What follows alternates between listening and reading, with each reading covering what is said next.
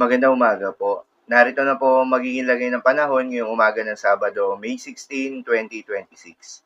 Pero bago yon, baka pwedeng palike and share naman ang video na ito. Comment ka na rin kung taga saan lugar ka para malaman natin kung hanggang saan umabot ang video na ito.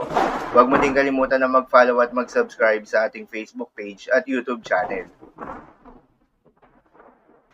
Sa kasalukuyan at ayon sa pag-asa, maganda at maliwalas na panahon, mainit at malinsangan pa rin ang posibleng maranasan sa buong bahagi ng ating kapuluan, subalit hindi pa rin inaalis yung tsansa ng panandalian at biglaang boost ng mga pag-ulan o thunderstorms na dulot ng mga localized thunderstorms. Samantala, yung binabantayan na low pressure area sa loob ng Philippine Area of Responsibility na dating si Bagyong Kaloy ay patuloy pa rin ang pagkilos papalayo ng ating kalupaan. Kaya naman asahan na wala itong magiging direktang epekto sa anumang bahagi ng ating bansa. Nananatiling mababa na rin yung tsansa nito na maging isang ganap na bagyong muli.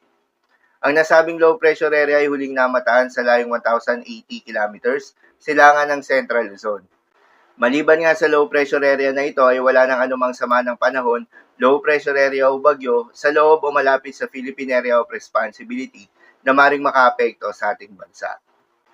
Para naman sa magiging lagay ng panahon ngayon, dahil nga sa epekto ng mga localized thunderstorms, asahan sa Metro Manila at nalalabing bahagi pa ng ating bansa, ang bahagyang maulap hanggang sa maulap na kalangitan na may kalat-kalat na mga pag-ulan o thunderstorms. Posible ang mga pagbaha o pag-uho ng lupa during severe thunderstorms.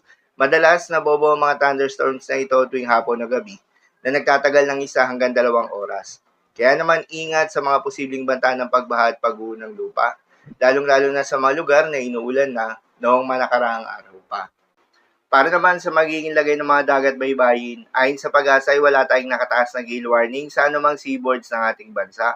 Kaya naman malayang makakapamalaot yung mga kababayan nating mangingisda at yung may mga maliliit na sasakyan pandagat, subalit iba yung pag-iingat pa rin, lalo na kung meron tayong offshore thunderstorms activity, asahan yung paglakas ng hangin at kaakibat nito ay pagtaas rin ng mga pag-alon.